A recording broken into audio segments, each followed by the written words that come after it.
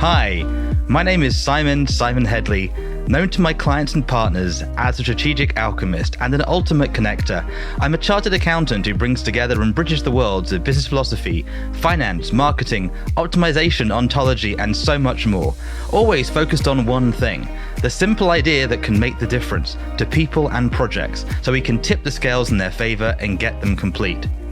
Pause, Stop, Reset is all about the three little words that can make the difference. They have for me and my clients, and I hope they will for you too. During the show, you'll get to learn about my guests' real-life experiences and the insights and lessons they've learned as they've navigated the resets in their personal and business lives, which you'll be able to leverage yourself. So let's start the show.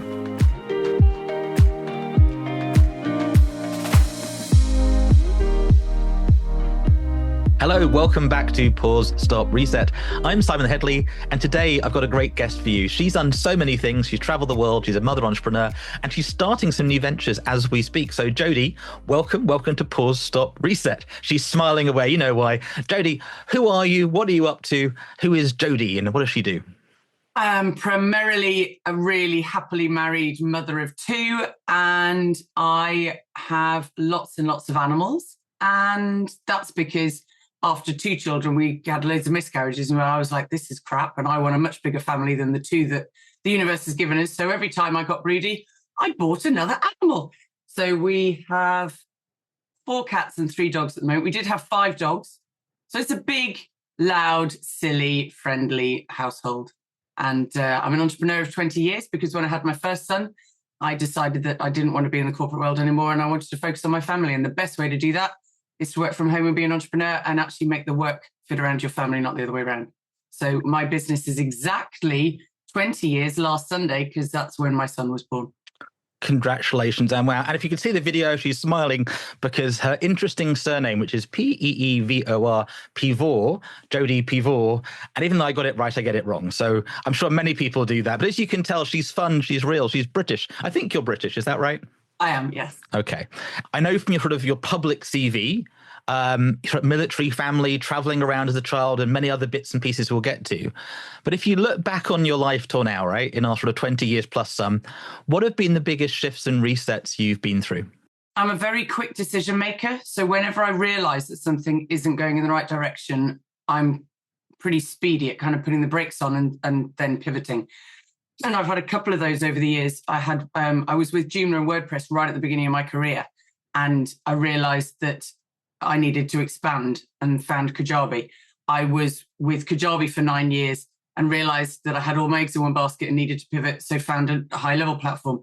I'm quite a kind of a speedy pivoter, but I'm also not reactionary, which sounds really odd because if I speedily pivot, then I must be reactionary.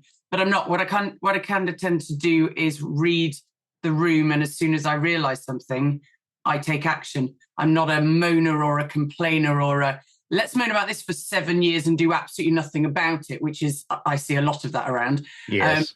I see there's an issue, I acknowledge it, I have a look at all of the options, I weigh up all of the options, and I go, right, let's go in this direction. Yay! And hope that everyone else is really excited about going in that direction too. I love it. You can hear that the sort of clarity you have, right? I touched on the military background. Maybe you could talk on that a bit and your growing up. So where did you grow up and what was that like? So I was born in Germany because we were still occupying Germany in the 70s. But I'm still British because it was effectively British soil where I was born. So I was born in a military hospital. And so I can't be dual nationality or anything. I love Germany. My great-great-great-grandfather won the longitude invention prize in 1706 and was given £3,000 by our beautiful queen at the time, or king. 1706. What did we have then? My mother will say, gee, God, did you not know the answer to that? Anyway, the royal family because so many people were dying in our ships on the shores and the rocks and stuff because they didn't know where they were.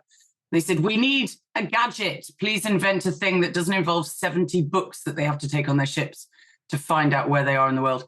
And my great-great-great-great-grandfather, Johann Tobias Meyer, came third in the longitudinal race. And he got £3,000 and he came over here and he bought a house called Haverley Hall in Stockport in Cheshire. And that's why we have since then been English, but we have a strong German heritage. And my parents traveled all over the place. My dad is seriously talented. He ran the test pilot school in England. He organized all of the astronauts training programs for ESA and NASA for years. And my mother was in military intelligence. Very, very great, amazing parents, military intelligence, military, just changing the world and making the defense system a lot better as a result of their attitudes. More to not talk about online, but I'm smiling away. Is that where you get sort of that energy from? Because I can hear it today. When we last spoke, I didn't really get that, but today I can sort of hear military mode. There's like sort of special forces. Right, what's the mission, boys? Let's go. No, stop that. Go this way. Let's go, boys. It's sort of, is that where you've got that? Yeah, it may well be. None of our family are kind of faffers. We're not procrastinators. We just, we're good decision makers, and we have a really high self-belief. I went to boarding school at a very young age, at 7, and I think there is a massive amount of self-belief, self-worth, and self-resilience that comes from being independent at a young age. And I know there are plenty of people in the world who boarding school was not great for. Yeah. And I completely respect it. Can go either way, right? It can be really like love it or absolute nightmare, depending on the teacher, your friends, and where you fit in that club. Which boarding school did you go to? I went to a couple. I went to Duke of Kent from the age of 7, which is down in Surrey. Then I went to Queen Anne's School in Caversham, which is near Reading. And then I went to day private schools when my parents came back from Kenya when I was 12. So it was just my prep school years were in boarding school. But I loved it. I run all of the alumni groups for those schools. I'm still in touch with loads of people from there. And it's beautiful. Yeah, really, really good. Well, you've already sort of touched on it. You're good at the stop reset. So we talk about these 3 aspects. Pausing is like, you know what, I'll put that down and come back to it tomorrow. It's like sort of that sort of NASA mission you touched on, the space missions. It's not an overnight sport sprint. This is a long-term strategic project. So some entrepreneurs, they don't pause very well, right? They sort of keep going, burn themselves out. Sometimes it's a stopping, like this isn't working, but I'll just keep going. I said I would. I'm committed. I'm committed. I promised. And they keep going at it forever. And then the reset is that, you know what, brand new game. It sounds like both, lineage, family-wise and growing up, you probably got used to, right, we're moving house next week, let's go. And there wasn't really a debate when you're growing up. I sort of know the military world indirectly, had friends in it. It's like, no, we're going. And suddenly they're switching countries and languages and off the races. 22 homes in 25 years, that kind of thing. Wow. Okay. Yeah. And how many languages did you pick up on the way? God, none. Absolutely none. I grew up in Kenya, so I know 1 to 10. And a couple of greetings in Swahili. I was born in Germany and have German ancestry, and I really did not enjoy German. French I know well because we go on holiday there. Nothing to do with my military upbringing, just because it's a beautiful language. So yeah, I didn't gain anything language-wise from my travels. Well, possibly cultural awareness. I call it being humanese, right? We have the same blood, the same challenges, the same people are weird people everywhere, including ourselves. And we usually joke it's sort of you learn hello, thank you, and the odd swear word is sort of what you pick up on the travels. Yep. So which of those 3, though, this pausing, stopping, or resetting, which one do you find hardest? I don't find any of them hard, and I don't push through either. So if something is coming to me like an idea or I can feel a shift coming, I will just sit with it. I won't push it. I had a massive project that I ran from sort of April, May, June last year through to just after Christmas. So maybe beginning of January this year. Took up every brain cell I had. And when the project finished and I handed it over, I kind of stood there and ooh, wow, look at all that space that's been left by it. Because I took about a week to decide, I'm going to dump it from my brain, because I was holding everything in my brain for so long. Yeah. So that anything that happened, I was ready to respond to. I knew it was all in my prefrontal cortex, and I was ready to respond to any query. I was like, oh, this feels weird. Do I dump it? Because what if they come back in a week and say, can I ask you this question? And I took the week to gently kind of empty my brain. And then the final thing was the weekend, I wiped my whiteboard clean of all of my thought dumps and notes and what if this and don't remember number 17. And I cleared the whiteboard and I sat back and I thought, right, universe, what have you got for me? What are you bringing to me? There's going to be something really juicy and I am not going to push for it. I'm not going to ask for it. And I literally just sat with it for about 4 or 5 days. And it was, there is something about patience, but also being able to have conviction. And some people have one or either, I think. And I often say to people, if it's not coming and you're delaying, but you're not procrastinating, you're not one of those people, but there's a delay, you will, with hindsight, look back and go, that's why there was a delay. See, these things have now happened. And I'm really glad that I didn't push through and do the thing that I was going to do, because now I would be completely duplicating, or I would be, it would be obsolete. I love it. And you get it. It's part of the sort of strategic alchemy set that I talk about. It's learning. It's a really weird thing, right? When you know it, it's like, no, it's okay. Just pause on it. As we're recording this, one of my friends has got quite an important job interview. It was a 10:30 meeting on the train in when she got up early, 6 a.m. They literally go, hey, move it back an hour and a half. And it's like, but, she's been around this work. There's the frustrated version. There's the, okay, right, it's going to be the way it is. And there's always that stuff. I'm curious, on those big projects, on these entrepreneurial journeys, on the family and the travels, are you good at sort of going in the middle of the chaos of entrepreneurship? You know what? We're going to take a day off, go for a walk, and can you sort of switch off? She's like, yes, I do. Is that meditation? Is that the glass of wine? Is that just jigsaws? Oh, jigsaws is the key. That's your focusing the brain on a different task. Yeah, because when I'm doing the jigsaw, I can put an audiobook on and do the jigsaw, or I can do a jigsaw in complete silence. Depending on the time of day, there'll be an iced coffee there or a glass of Prosecco. And it is genuine switch off my mind.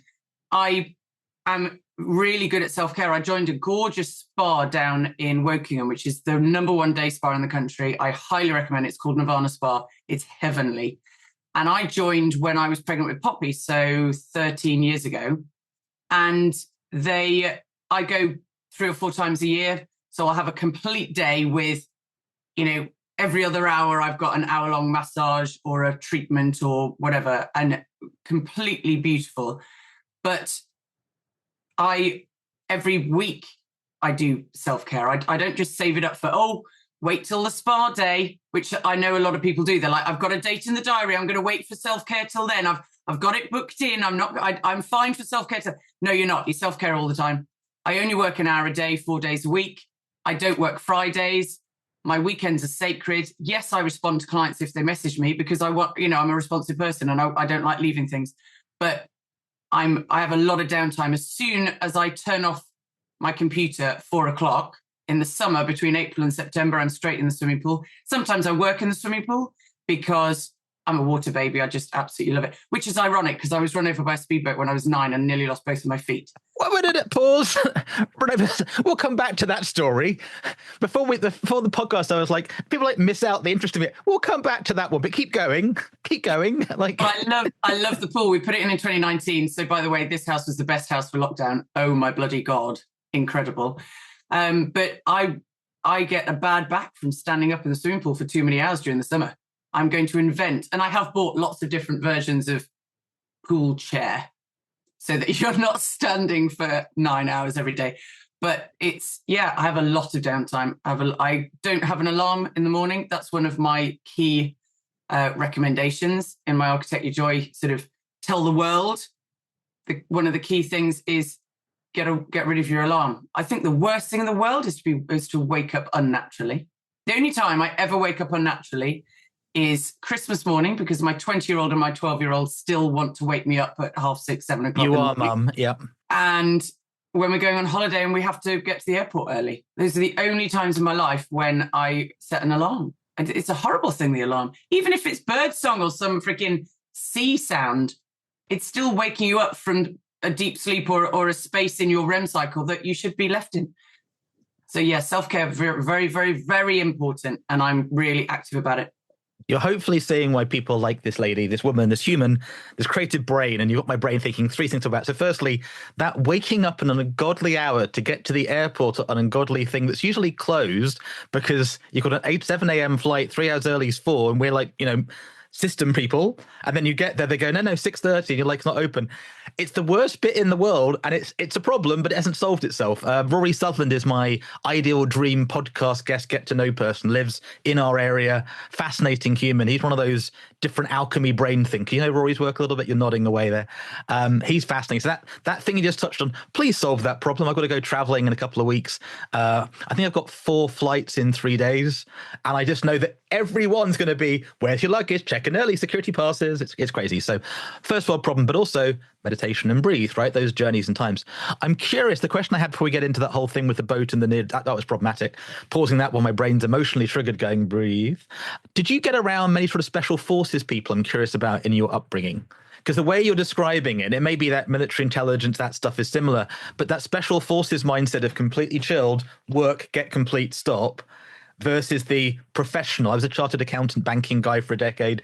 It's about being in the office at 7 a.m, leaving at 9 late, appearing to do the job was part of the job, right? It's managing others' expectations. Working for yourself, you can be in the swimming pool having a phone call, nobody cares, right? I love that. I've been there, I've done that. I wrote a book in the swimming pool with my intern, writing it up, like that different way of working that isn't the sort of normal. So I'm just curious whether you got around those sort of different operator type people growing up, and that was just normal. Maybe your family's that way.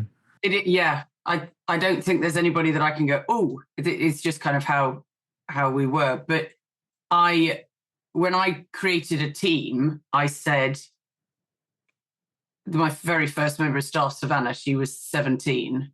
And she said, I said, can you work for me? But I've got no money. And she said, yeah. She said, it's better than being on the dole. But firstly, wow, because like they're hard to find those. I'm looking for some, but not for the no money thing, but it's like the generally, but yeah. Keep going. I jumped in. Sorry, carry on. So I said, literally like start on a 0 hours contract. I've got no idea how many hours. The first month, I think, was like 16 hours. And then the second month, she was full time because suddenly it did propel me, which was brilliant. But she then so she started with me in the summer because one of my clients made us both, they didn't make me redundant because I wasn't working for them, I was contracting, but they ended my contract and she was my marketing assistant for that company's project. So they let her go. And I said to her, it's been great, so come on board. And she went, yes. So at the end of the summer, she said, Jodee, I'm going to college because I want to be a midwife and I've got to go and do it. And I said, that's fine. I said, what are your hours? And she said, well, I finish at 5. I could be to you for 5:30. So she jumped on the bus and we would work till midnight. And then she'd get the last bus home. And that was kind of the beginning of that really flexible working. But I didn't really think about it until a couple of years ago. But right from the beginning, it was, I don't need you to work certain hours. I don't need you to, fit your life around me. Just tell me what works for you and I'll make it work. And I've had, my brother is an actor in Sydney. He just works for me in and around doing his productions. Yiska liked traveling. So I just said, well, take my MacBook Pro with you and just work while you travel. She was looking after preservation of lemon sharks and stuff like that. And somebody else was like, well, I want to be in Holland for half of the year. I said, fine, just work wherever you are. I've got people who are at university who fit things around. We work in the swimming pool. We either work here, we work on Zoom, we work whenever. If you're flexible, you get the most incredible people working with you because there's a lot of people who aren't flexible and they have that really dull 9 to 5, 8 till 6. It's, as you say, they've got to be seen to be there. But I can see people's productivity in the work that we're doing, not the hours that they're doing. It's like, just make it work. And, we also have a unlimited holiday thing. If you want to go on holiday and your work's done, take a week off. I think we're going to come back to it. We touched on a couple of really interesting subjects there about, let's say, marketing, business, cash flow, life design, that sort of joy where we touched on earlier. If you're sort of listening deeply, we'll come back to that. But you mentioned about a boat accident. Yeah, so I was 9 and living in Kenya at the time. And friend and his dad had a speedboat and he was in the boat. I was swimming with the mate and the boat stalled. So he went back to the engine to start it again, but didn't put it into neutral. So when he started it again, it went woof like that. And by the time he got up on his feet into the front of the boat again, into the steering wheel, he was amongst us, amongst the swimmers. So he swerved to avoid his son and ran me over instead. But my mother says it's because I watched Splash, because it was, you remember Splash, it's fantastic, mermaid. It's not. I just, in the spur of the moment, went, oh my bloody God, and dived. So as I dived and the speedboat got me, it cut my bum and both of my Achilles tendons. Ouch. It went like that. So there was the very dramatic scene of my brother and my dad running into the sea and my dad walking out with me just pouring blood. Because water and blood go quite a long way together. It's quite dramatic. Well, especially over where you were as well. They have things that like to eat those things, yeah, right? Exactly, so yeah. So then I was driven around multiple hospitals, some of which were literally BOMAs. And it's like, we really don't want... And the BOMA hospital said, you can't be in the room while we operate. And my parents were like, there's no way we're staying here. And we ended up meeting a beautiful guy from his aircraft in a tiny airport near Kilifi. And as he walked down the steps for his aircraft, my dad said, my daughter's in the back of the car. Can you stitch her up? And he went, let's go straight to my surgery now. We drove straight there. And it was, I don't know, by then it was dark. And I had a local anesthetic injection into the cuts on my Achilles. And my scream was so loud that all the bats came out of the roof into the room where we were doing the surgery and just flew all around us. It was, yeah, very dramatic and exciting. It's also the lived experience. I find many that sort of understand this stuff the way you do, they've been through it. I fell off an Army A-frame when I was like 15, 16, 18, like, you know, the big ones on my back and bounced. So you've been through interesting bits. And in that moment, you had it where like the faffing, as you say, it's a reality check. It's not the story of problem. It's like, right, move, dunk. And you start to operate at that level. So firstly, glad you're here. Secondarily, it's why this is so important, because it is that not, life is short and long, right? It's that fasting. So thank you for sharing that. And I love that it's not a trauma for you, right? Like you sort of, it's grown through, done. You pretty bounced back quite quickly at the time, although it's 6 months recovery or? The trauma thing, hilarious. I was with one of my best friends in the swimming pool and she said she couldn't swim. And I said, seriously? You're like 30 now. And she said, I know, but I've had trauma in the swimming pool. I think she fell in the swimming pool or something when she was young. And she said, I'm really scared of water and this happened. I went, don't come at me with your ridiculous trauma story of falling in the swimming pool. I was run over by a speedboat and I paid to put a swimming pool in my garden. She went, oh, okay, I'll shut up then. This is the British upper lip thing. We love it. It's good. Why are there not more female billionaires? Because we've had strong queens, strong warrior women, very much got it handled for a long time, right? From the military, the government, the health. But why are there not more female billionaires? Other than they sort of go, a million's enough, I'm handled. Like it sort of... Yeah, because money doesn't bring happiness. We all know that. It's, you know, money is to feed an ego, and if you're already absolutely fine, you've got great self-worth, then you don't need... I've always been incredibly comfortable and very wealthy in terms of relationships, and I adore my home and, you know, a great way of life, but no one would ever call me rich. No one would ever say, oh my God, you know, look at that. I wouldn't even want to go on that route. And Yeah. I've had multiple sort of crossroads where I'm like, do I want to go on that route? No, I don't actually. Clarity about what matters. And again, we're getting off script, but I think it's useful. You touched on it, like you've got that self-esteem, self-worth. You've been in sort of, I'd say, the entrepreneur coaching journey, right? Often when they hire you for marketing and biz dev, you end up being the therapist, the counselor as well, right? Some of the Mind Valley speakers we worked with when I started working with them, yeah, the problem wasn't the branding. The problem was something that 9 years ago happened. They didn't, like, it's really funny. What do you think is the top thing, like for a child or a cousin or a friend that hasn't got that kind of solidity? What can help them get it back? I am reading a book at the moment for my book club, which is Unmissable by Mo Gawdat. And I've always thought that I was a bit weird because I don't have an inner critic. I don't have an inner voice going, you're a bit shit, aren't you? God, you shouldn't be doing this. Who are you to do this? All that kind of thing. I have more self-worth and self-belief than a lot of people I know. And I always thought, because I'm like the odd one out, loads of people have got this inner voice.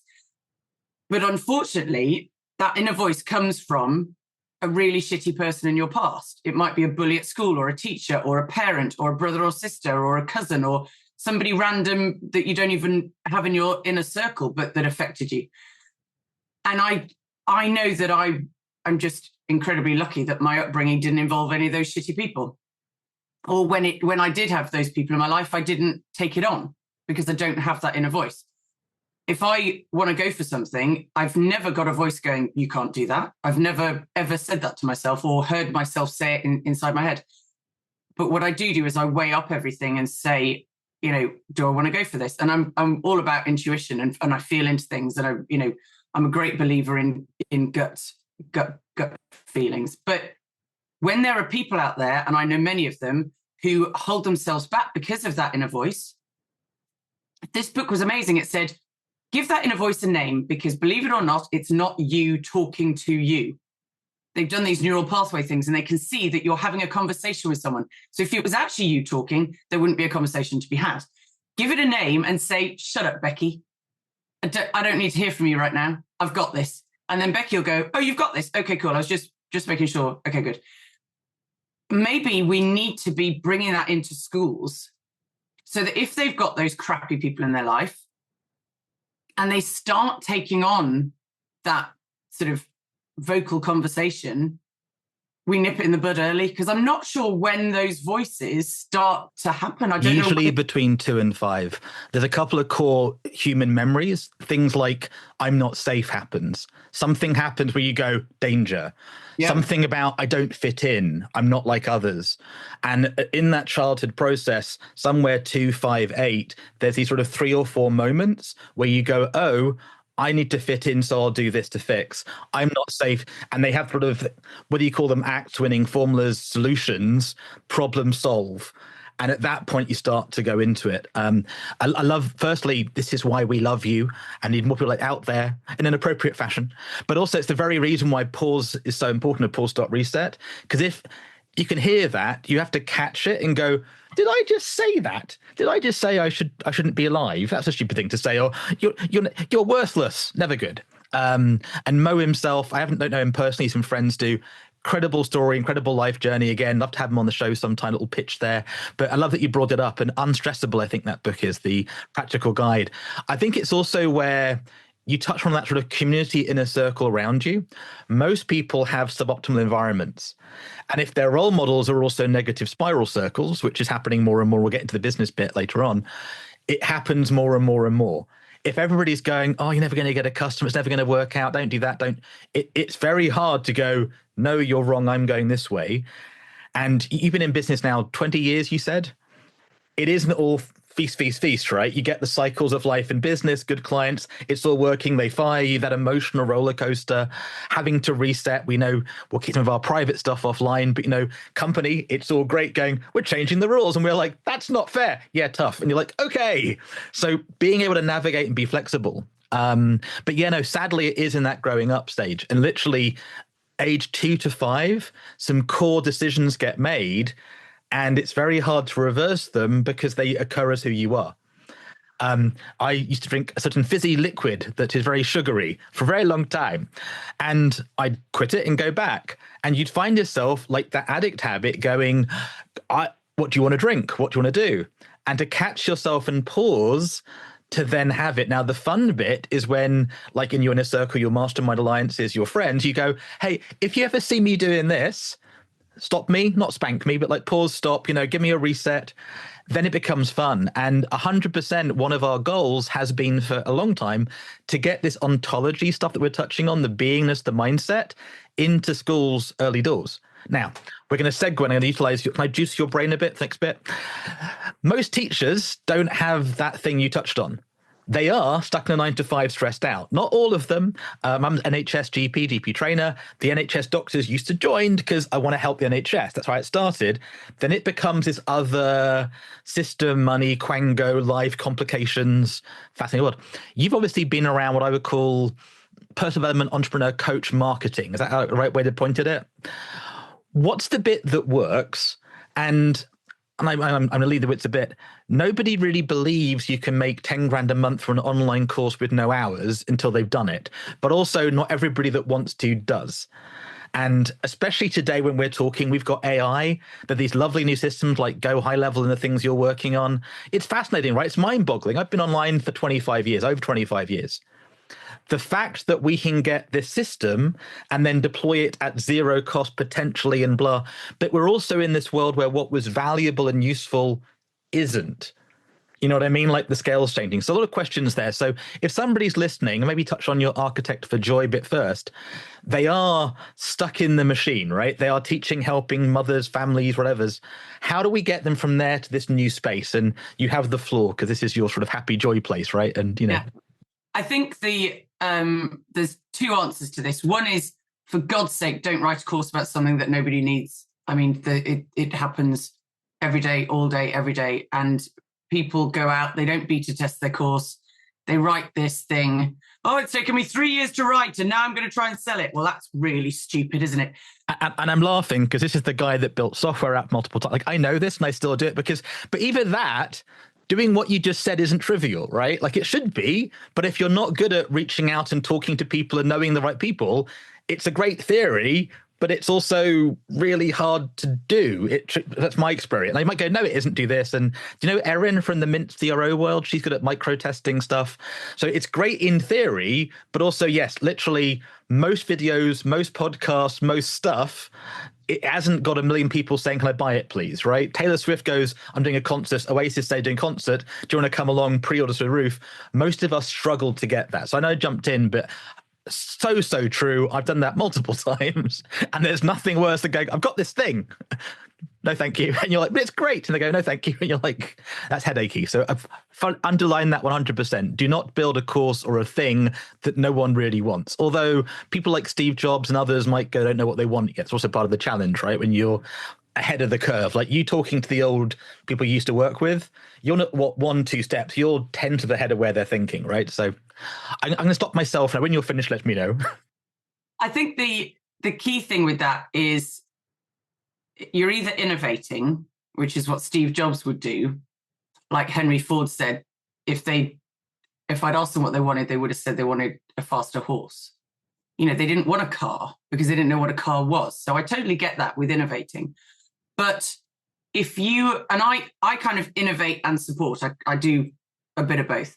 But if you are writing a book, creating a course, creating some kind of knowledge exchange, and nobody has ever asked you what that thing is, ever, stop and just think, why am I doing this? Because if it's for vanity reasons, it's the wrong reason. It's like you said earlier, why aren't there more women billionaires? Because we don't care. And I so love that answer, by the way. It's my biggest fight with I'm jumping and I'm a very naughty boy. My biggest fight with the industry, and you and I know this, and this is sort of entrepreneur mentors, trainers, although more and more they're revealing that they're actually quite scammy, sucky people, but they're still getting away with it. It's really quite fascinating, by the way. There's a whole Netflix thing about it, like scammers, and yet they're still being paid and on TV. It's a really weird, confusing headspace, right? Really made. But they do sort of do this thing of you haven't got this, you don't get to be listened to, whereas it used to be, do you know what you're talking about? Do you have value to provide? That was what was good. But it's this very, like kids today will, I'm going to go off segue, you know, unless you've got 1 billion YouTube views, you're not a success story. It's like, that's not true, right? So back to you. I'm going to stop talking again. Yeah, it's just going back to the feeding the ego thing, unfortunately, which is not a good route to go down. Or it's not a good reason. It's not a good motivator. I share things because people ask me about them.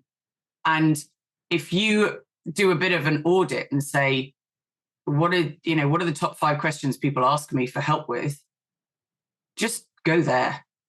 Don't make up stuff. Don't write. I mean, if it's fiction, great. You know, that's completely different. But if you're doing some kind of self-help book or teaching book or concept book, just stick to the stuff that people ask you about, because at least you know you'll have 5 people that will buy the book, instead of just going, I'm going to write this for vanity's reason.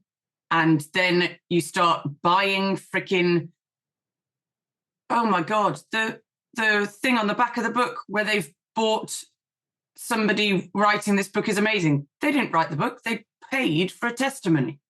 I hate that with a passion. But I don't like anything that's icky or sucky or fake or, BS anyway. So that just makes me go, oh, that is worthless. In fact, I think less of the author because they did that, at least get somebody to read the book and then write a review. But if you're just writing a book for vanity's sake, just walk away. If you're writing a course for vanity's sake, walk away. You should be writing a course because you want to help people. Should be writing a book because you want to help people, because we have a finite amount of hours in the day that we want to dedicate to helping people. And if you are really, really concerned with helping other people, which is so completely opposite to the vanity thing, then you have this compulsion to reach more people. And that's why you then make an online course and a book. And if those are your motivators, you will have success because it's the right reason to do it. If you do it because you want to be an author or best-selling Amazon BS, or you want, whatever, or you're going for 10,000 a month. I've never done anything in my business because of money. I've always done it because people needed me. And I went, yeah, okay, yeah, let's do this. Brilliant. I'm going to do that. I'm going to do that. Blah, blah, blah. Let's do that. I've had people on the phone go, well, I don't want that and I don't want that, but I do want this and this and this. Can you do that? Yeah, sure. Because I've got a brain full of stuff and I've got an unlimited source of Jodee energy. And so people want to spend time with me and be in my masterminds and be, in my space. So I let them and they pay me. It's brilliant. But I'm not making stuff up and going, yes, look at me and blah, blah, blah, and vanity stuff. I'm doing it because they want it and I want to serve more people. And if I can do that, then the money and the lifestyle and the satisfaction, that all comes flowing. Yeah. And you said there were sort of 2 answers, right? So that one, a lot of meat in there for those. What's the other answer? What's the other sort of side of that? The other answer is my legacy, which is Archiect Your Joy. So if you use this framework, which is, I'm so proud of it. Again, it's not about money. It's about helping people. I'll never earn any money from Archiect Your Joy. I don't need to. I don't want to.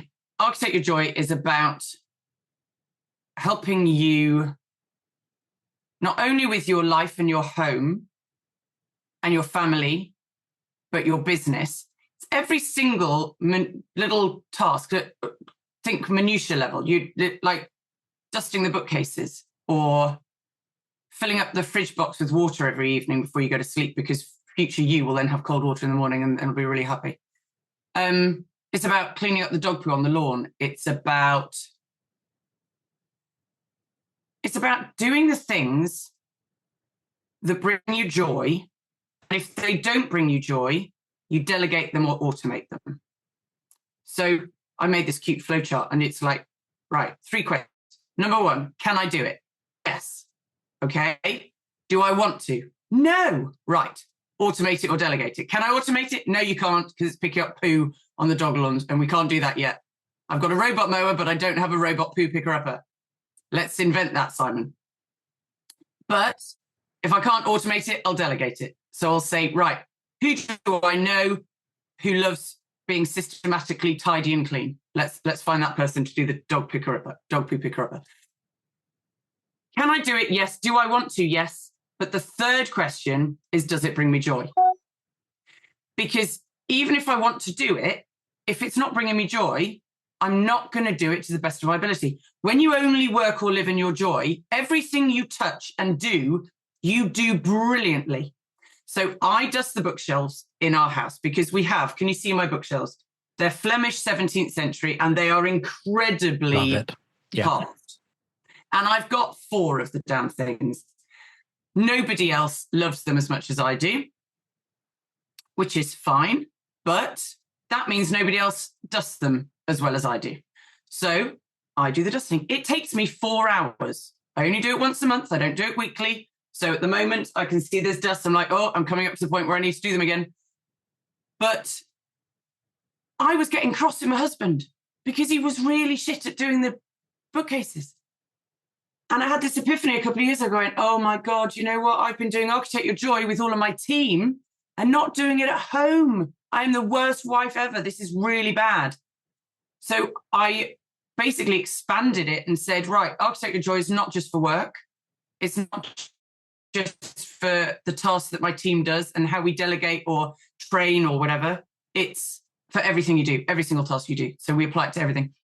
So in the nondrant, you've got 9 squares. It's a great word, isn't it? Nondrant instead of quadrant. Brilliant. So you've got 9 squares. Along the top, you've got love, love, love.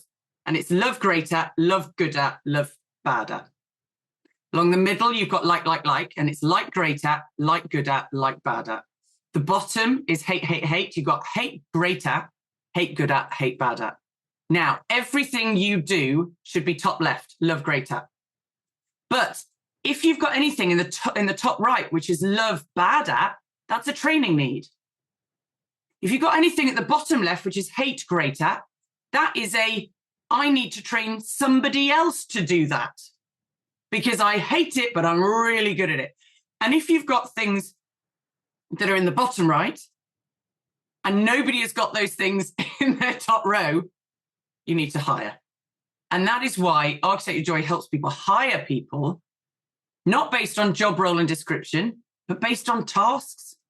So when you bring someone into your team, you get out, I've got a nondrant that's got 14 people in it, all the tasks that they do in all the boxes. So I go, right, we're hiring for all these tasks. I'm going to give you that task list. Where would you put those tasks in the nondrant? They fill them all in. I'm like, okay, good. We've halved it. So we need to hire again, but we got rid of half of the things in that box. And now in someone's love row. Yes. It's brilliant.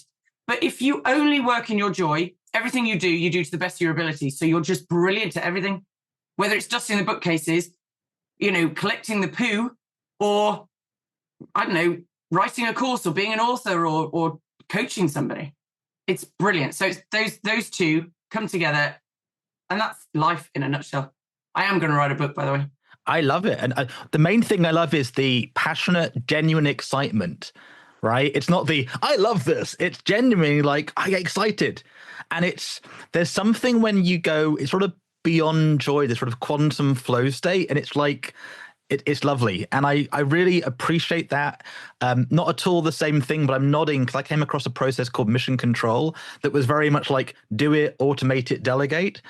If we go back to sort of many people listening in, whether they're succeeding beyond their dreams or starting out, the world of, I'd say, sort of marketing, biz dev, and getting clients has changed.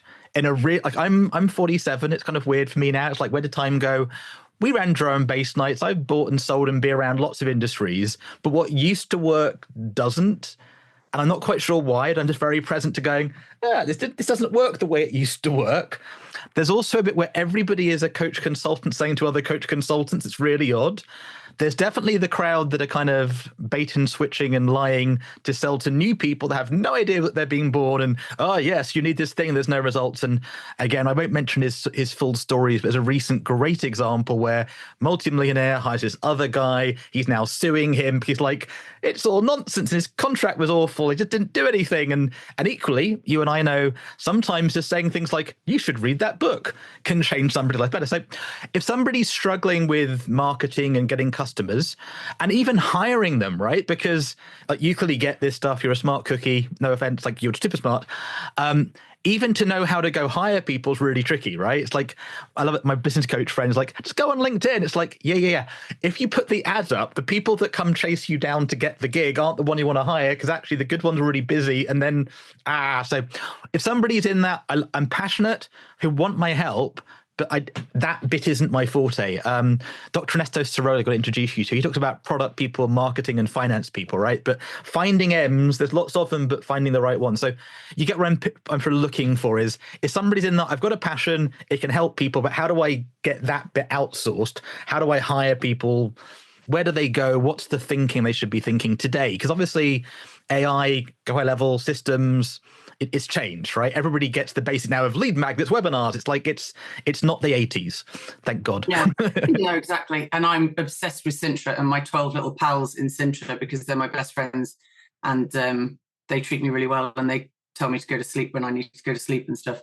I love my AI, but I will say I don't think marketing has changed. I think people are just much more aware of the BS than they were.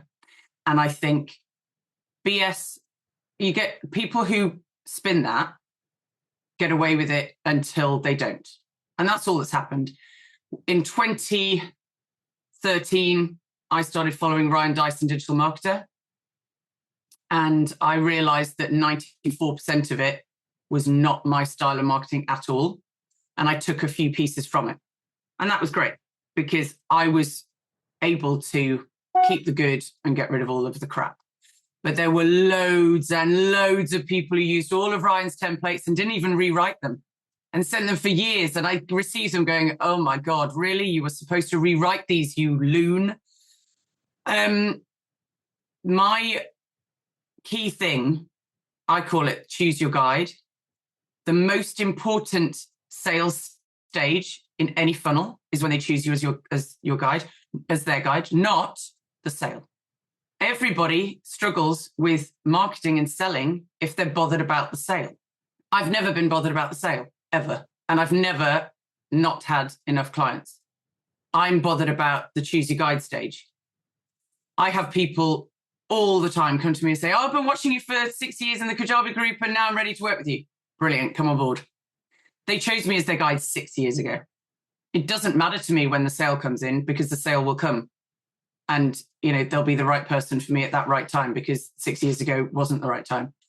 But if people stop looking at the desperate sell stage and the money stage, again, it's a change in perspective. It's not about the money, it's about serving people. And I served people. God, I used to do the Joomla Day UK. I used to run that every year. Then I was in another group by an entrepreneur who shall remain nameless, who kicked me out after about a year because she thought it was competition, which I was, of course, because I'm amazing, but I wasn't in there to be competitive. And by the way, this is the reason why I'm loving us and here we're going, because you get it, right? And they pretend to until they don't, even though they've got their MBEs. And I just was that those that don't know, Joomla was like this awesome, scary, shiny thing. There was WordPress, Drupal, and Joomla, and I loved Joomla. And it was like, can we just get Joomla on Drupal? This is very technical, but like 20 years of open source, love open source, proper open source, and what you could do with the Joomla website. Oh my God! Then you still can't do with these very giant companies. You and I know the rows about can we have footers that can update. It's like we had that 10 years ago, guys. Oh my God. But they're the ones with the VC investment that we're talking about, and they forget. I'm just excited, and what I'm loving is you're revealing some of sort of the rich tapestry lives that you bring that nobody knows. Right? And when you got kicked out of that group, were you like, I'll show them, or just like, whatever? It sounds like you just went like, that's annoying, but okay, or a bit of both, a bit of a kind of... I felt really sick to my stomach for about a day. And it happened in the morning. And because they're not very nice people, I wasn't told that I was removed from the group. I just went to go into the group and couldn't get in. So then I messaged my friends and they said, oh my God, you've been removed. And so they all went mental. A bit like what happened last month. And they went, this is ridiculous. She's incredible. She's been so helpful. But all of those people had still chosen me as their guide over that year. And but what it did was it said, Jodee, don't have all your eggs in one basket. That's a really bad place to be because at the end of the day, it wasn't my group. It wasn't my space. So immediately off the back of that, I joined Kajabi, tail end of 2015. And I said, I am going to be helping in this group. Are you going to kick me out because I'm helping in this group? And Catherine, because we started the group together right at the beginning, she said, no, that's what I want you here for. And then Kajabi made me ambassador because I helped people in the group.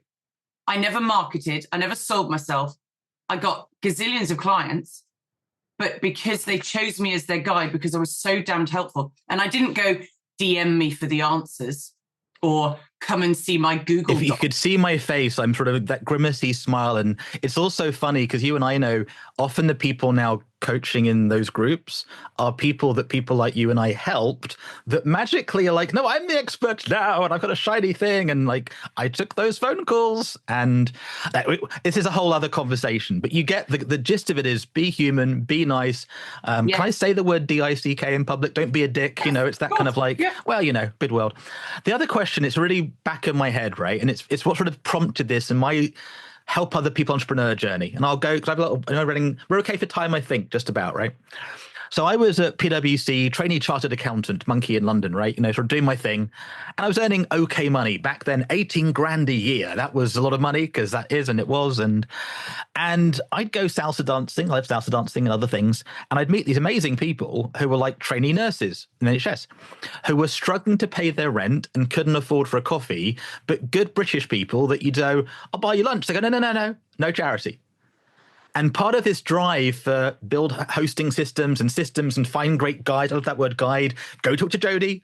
And my big regret, by the way, is I've helped other people go there, then go, no, they've gone to the dark side, come back. Like, I thought they were nice people. They're buggers, you know, with their, it's $1 million mastermind up front for 10,000 lifetimes with your kidneys. You're like, oh, you bugger. You know, not what we promised when we started. No. I really get that. Like I've had people go, here's 10 grand. And I've gone, what happened? They went, I don't know.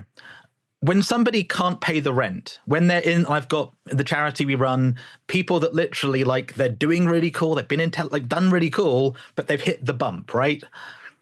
How do they navigate it? Because you're so spot on. When you're not in that needy state, you can tell, right? It's really, and there's a lovely book by Dan Sullivan I got asked to read last month again called The Gap and the Gain. It's like, you're all good. It's like, yeah. And it's right.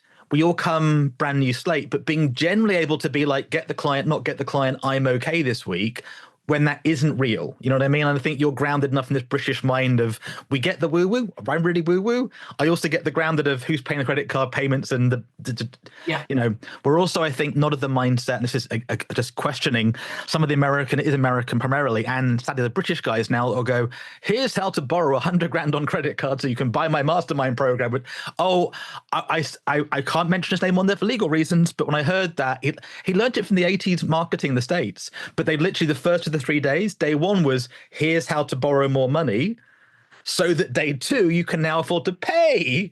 And a certain Irish person came over to the UK, did a workshop. In the morning, he was awesome.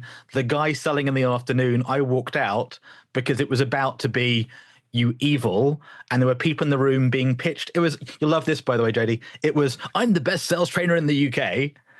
And he was badgering like, go on, it's just 50 quid, 100 quid, buy it now, go on. You got it. It was like, you're really bad.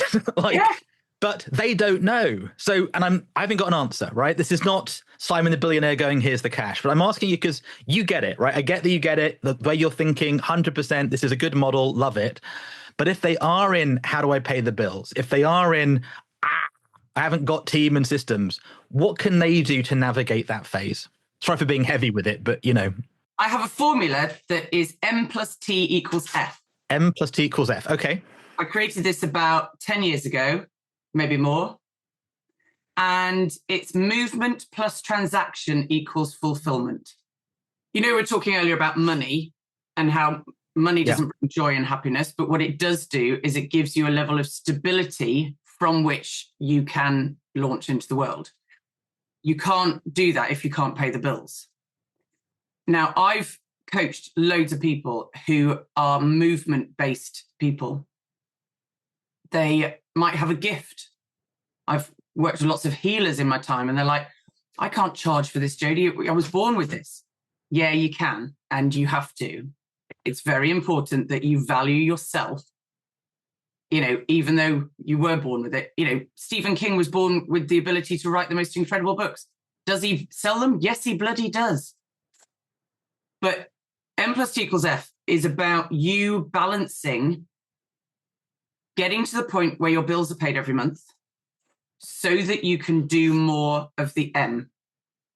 So I had a client who wanted to do yoga sessions in Birmingham at £7 a piece to look after burnt out mums. because she had been a burnt out mum.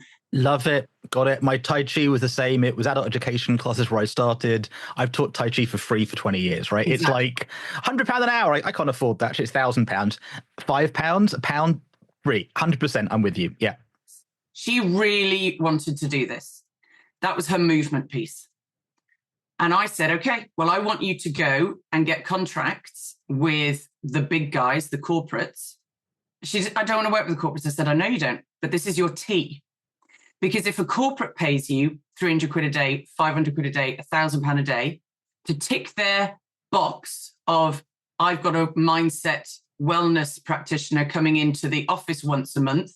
So I'm ticking my box for the, ISO or whatever. We're helping our employees. We're a good employer. We're nice people. By the way, if you can't see the video, there's some beautiful dogs that are demonstrating legacy, value, architect life. Like, rub me now, hug me. I'm a dog. I'm happy. You. Hello, you gorgeous thing. So M plus T equals F. I said to her, you've got to go into the T stuff, the corporate stuff, with joy, gratitude, and love, and really, the universe is giving you that opportunity in order that you can then pay the bills every month and do your movement piece. But where M plus T equals F came from was that I was seeing people who would win the lottery and be really unhappy. And I was seeing people who were really, really, really rich, but really unhappy and taking loads of drugs or committing suicide or having failed relationships, et cetera, et cetera. And I'm thinking, they're not winning at life. Because money on its own doesn't bring joy. Yeah, the classic old phrase, richest man or woman in the graveyard is not your job, right? It's yeah. But if you're all about movement and not paying your bills, you also won't have fulfillment, because that is a scary place to be. And we need the chair underneath us to not collapse, and we need the roof over our heads to not fall in. We need to be able to pay our bills on time and not be evicted. So you've got to have the balance. Movement on its own doesn't bring you fulfillment. Transaction on its own doesn't bring fulfillment. You need a bit of both, which is why a lot of people who are wealthier and have time or money to give to causes or things that they care about, they've got a good balance of movement plus transaction, and then they will have fulfillment. If you do one or the other, you don't have fulfillment. So those people who are saying, I can't pay the rent, oh my God, I can't pay the rent, as per your example, they need to find the places where they can do some corporate work, do some transactional work short term to get them to a place where their stable bills are paid situation is done. And then they can do other things that enable them to have more activity in the movement side. And if they're looking to outsource marketing, what are the questions they should be asking? What are sort of the what's the red flags, and how do you find it, right? You and I know these expert marketplaces aren't quite what they seem to be. And it's also like, I come from a banking background, chartered accountancy. What I now know, I think, is criminal, but it sort of carries on. The classic is there's a guy on stage, a testimonial guy. It's like, wait, they actually paid each other behind the scenes and they're getting backhanders. This is not allowed, but it sort of carries on quite a lot. It'd be like sort of you and I selling horse manure and going, look, healthy cereal. I love it. It's my favorite thing. It's like, there's sort of a rules to the game that are skewing in the modern world, right? No, so exactly. How do they find that delegate, hire team people? I hear you on the bad guys. I was in insolvency. I worked in insolvency for 10 years before I became an entrepreneur, which is why I love numbers and all of that. And I used to help loads of people. I used to love going and sitting in someone's sitting room in South Wales with a pile of all their bills that they haven't opened because they're terrified. And I would open them all and I'd sort it all out.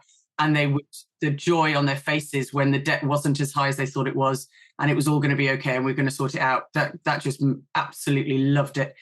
But there are dodgy people and there are bad people, and there are people who close down their company one day and turn it into a phoenix the next day. And there are always going to be those people. You've got to stick with your gut.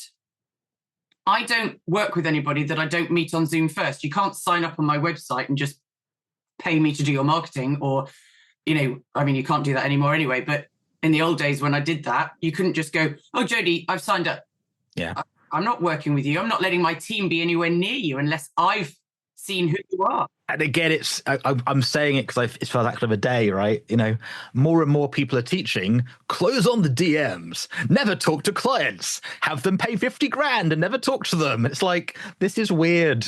And I get it because they're really happy and it's all very cunning advertising and big prizes, but it's also like, sorry, you don't talk to customers, you hire outsource coaches to do coaching of coaching. What's going on? It's like some weird, strange sort of MLM crazy crack game. It's very weird. No, it doesn't result in relationships, which is what it's all about. I have a rule where I don't work with somebody that I wouldn't bring home for dinner with my family, and I don't work with someone who I wouldn't friend on Facebook. And I don't work with someone if my dickhead alarm goes off, because when I'm on the call with them, my intuition kicks in because I'm too forgiving. I'm like, it'll be okay. And it never is. It never is. It never is. And I have had some ghastly clients over the years in Kajabi, which is one of the reasons actually I pivoted a year and a half ago to not do done for you anymore, because I was fed up. 99% of my clients were gorgeous, lovely people, and the 1% would ruin it all. So I'm not about how you find a marketing agency. I'm more about how you don't work with dickheads, because it's really painful. And there's lots and lots of marketing companies who stop working like I have because those dickheads are so. So let's go there, right? How do you not work with dickheads? I like we say that phrase today because I'm the guy who I meet them and think they're amazing, and then 6 months in go, I've done it so many times. I've had it with clients, like you say as well, where they paid the thing. It's all, and it's like, why did I start? And but it's so. People do change, but yeah, what's the how do you tell dickheads, especially when as you get more mature, people tend to be a bit cagey, right? When you meet somebody, you don't go, this is my problem, here's my budget. We've learned to be a bit like, well, so tell me about you and what I'm actually up to. And it can be quite emotional, right? Those people you've helped before, they're not coming on their best day going, hello, this is me, blah, blah, blah. So how do you read the dickhead thing? What sort of it's not an odd question, by the way. You should go, don't you know? No, we don't. It is really genuinely woo-woo. I'm really sorry, but it's down to intuition. You know, in the old days, when we were cavemen, we relied on our gut feelings a lot more than we do now. And what we tend to do now is suppress them and ignore them when we shouldn't. Our gut and our body and our physiology read a person more accurately than our brain does. And we've got to trust it. And every single time my team will go, why? Because I'm like, no, it'll be okay. It'll be okay. Be fine. But I had the feeling, don't hire the person and don't take on the person as a client if either of you get that feeling, because they will blame you for everything. They won't take responsibility. It's their businesses. How many times I've been blamed because their business didn't sell? That's not what a marketing agency is about. Marketing agency works with you to promote your product, but they're not responsible for the sales. You can't just go, oh, I wrote a course, now you go and sell it, and I'm going to shout at you when it doesn't sell. Some things don't sell. Some things don't have traction. Some things haven't been beta tested. Some things people don't actually want. And why should the marketing agency have all of the responsibility? It is a joint relationship of balance where you are both responsible for testing and trialing. That didn't work. Let's test again. I had one client a couple of years ago who fired me after 3.5 day testing ads campaign. Wow. And I said, but I told you at the beginning that we'd run 3.5 day campaigns to test, and then we would, change things. Iterate, optimize, take a while, a couple of months. Yeah. It's 3.5 days ads and we didn't sell anything. And I honestly sat there thinking, wow, how did I miss this? Because they all promise on the call, I know that I'm going to have to do the testing process. And I say, will you have patience for the testing process? Yes, I will, Jodee. Mm-hmm. But because they're so eager to work with me, I think they say yes to anything. They jump ahead. Well, that's when you get into so when this is when pause, stopping, reset, right? When you're in desperation mode, you do stupid stuff. You wouldn't always. We've all had the bad kebab in the UK. It's 2 a.m. You're hungry. Oh, I'll have a kebab then. And then the next day you're going, that was a mistake. We've all had that. And I've been on both sides of this. I had amazing client relationships, 20 years later, still working with people. And I've had the bit where I've been referred to somebody, I've known about them for years. We have a great call. I pay them lots of money. We're starting. And it's like, yes, yes, yes. And like day 2 or 3, and I've already in the client thing and the money's already like, it's not refundable. And then you're like, oh, and I had one last year, it's about April last year, 2 different people, both of which had been like, this is going great. And then every fiber was like, run. And unfortunately, expensive lessons. Now on the good side, you walk away. I think that bit of inauthentic, authentic marketing where you don't know what you don't know. And also it's very hard to have hour-long conversations and get to know each other. You know what I mean? Like in the real world, I've got 15 minutes, and they get very good at sort of the, if you work with me this, and if you don't, here's the cost, so you're ready to go ahead. And if you're not ready, then don't worry about it. It's like, so I think that's where it's hard. Yeah. And hopefully podcasts like this, you'll get the sense that Jodee has, that she's pivoted, been flexible, trusting the body, little nuggets, and they can find ways through. And I go back to your thing about architecting your joy. Love, love, love, love, love, love, love. And so much is people doing things or even trying to do things never want to do. Yeah. And that architect world is so important. Rachel, you may get to know in time, is a believer of ecosystem architecting, because it isn't just you. You've got your dogs, your family, there's this sort of community around you. Yeah. And so many entrepreneurs don't in the modern world, right? So we're going a bit deep and sideways today, but we cover a lot of good stuff. Is there anything else you really want people to be left with, right? They're talking tomorrow to their best friends and they're going, you know what, that Jodee's a smart one. She said, what's the biggest nugget you want to leave people with today? I think it is the choose your guide stage is the most important of the funnel, not the sale. If the whole world in marketing and sales knew that and worked that, it would change everything. I think it would be absolutely perfect. So Jodee, how do they get to learn more about you and your genius wisdom? Just come and find me on Facebook, because I like people and not mailing lists. And with that, head off, and we'll see you next time. Thank you for being part of Pause.Reset. There's more to get out of this woman. Go find her, go stalk her, go engage with her good content, and go architect your joy. Love you loads. Bye for now. Once again, I'm Simon Hedley. Thank you for listening to this episode of Pause, Stop, Reset, which is brought to you by the team at simonx.com and published by thesimpleidea.com. So you get maximum value, and to access all the bonuses and gifts, make sure to head to pause.reset.com, register and explore the portal. And if you're looking for great people, check out onesmartnetwork.com. If you've enjoyed the show, do give us a positive review, subscribe, and share this episode with friends. I can't wait to share our next episode with you. Till then, remember, you can always choose to pause, stop, reset.